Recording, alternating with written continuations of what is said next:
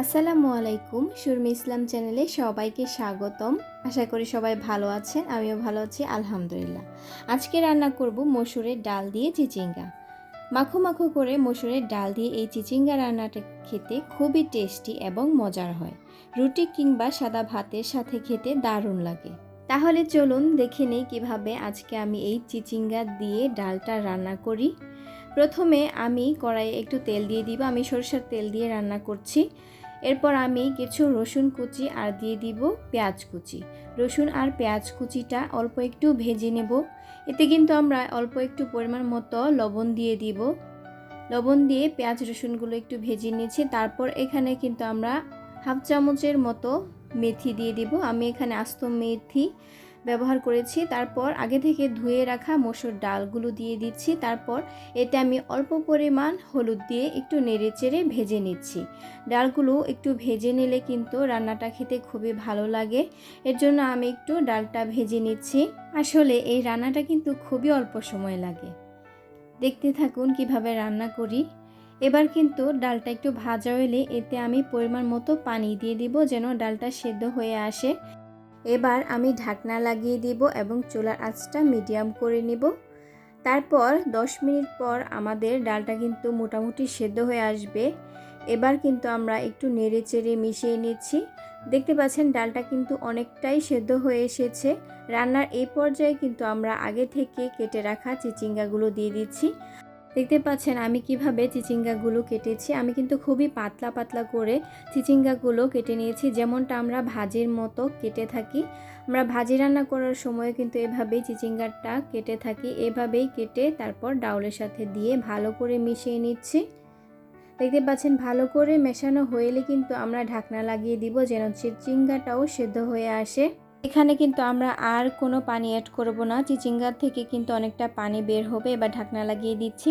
ঢাকনা লাগিয়ে আমরা 5 মিনিটের মতো সেদ্ধ করে নিয়েছি। তারপর এতে আমি 3-4টে কাঁচামরিচ দিয়ে দিচ্ছি। আমি এখানে 3টে কাঁচামরিচ ভেঙে কিন্তু দিয়ে দিচ্ছি।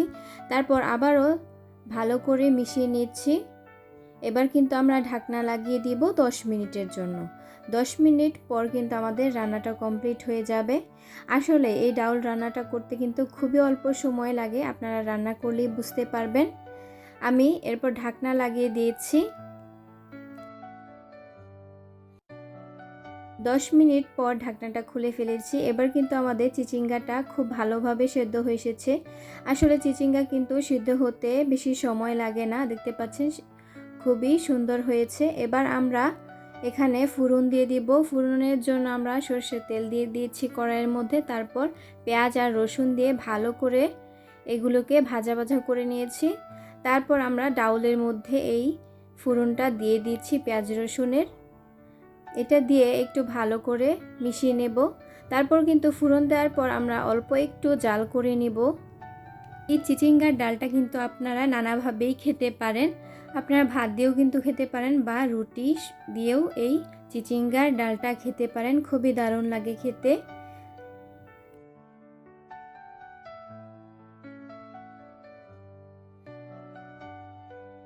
আমাদের রান্নাটা কিন্তু কমপ্লিট। এবার নামিয়ে নেব। নামিয়ে নেওয়ার আগে কিন্তু আমরা কিছু ধনেপাতা কুচি দিয়ে দিচ্ছি। ধনেপাতা কুচিটা দিলে কিন্তু ফ্লেভারটা খুবই দারুণ আসে আর খেতেও ভালো লাগে। এজন্য ধনেপাতা কুচিটা দিয়ে আমি নেড়ে চেড়ে ভালো করে মিশিয়ে নিচ্ছি। এই তো আমাদের রান্নাটা কিন্তু কমপ্লিট। এবার আমি চুলা থেকে নামিয়ে নিব এবং একটি বাটির মধ্যে পরিবেশন করে নিয়েছি। দেখতে পাচ্ছেন দেখতে কিন্তু খুবই লোভনীয় লাগছে। আমি এখানে কিছু কারি পাতা দিয়ে দিচ্ছি ডেকোরেশনের জন্য। এই তো খুবই অল্প সময়ে কিন্তু তৈরি হয়ে গেছে আমাদের চিচিঙ্গার ডালটা। এবার কিন্তু আমরা ডাল বা ভাতের সঙ্গে কিন্তু এই চিচিঙ্গার ডালটা খেতে পারি। আর আপনাদের এই রেসিপিটি কেমন লেগেছে তা কিন্তু অবশ্যই আমাকে কমেন্টে জানিয়ে দিবেন। রেসিপিটি যদি ভালো লেগে থাকে তাহলে লাইক করতে ভুলবেন না। আপনাদের একটি লাইক কিন্তু আমাকে উপরে নিয়ে যেতে অনেকটা সাহায্য করবে।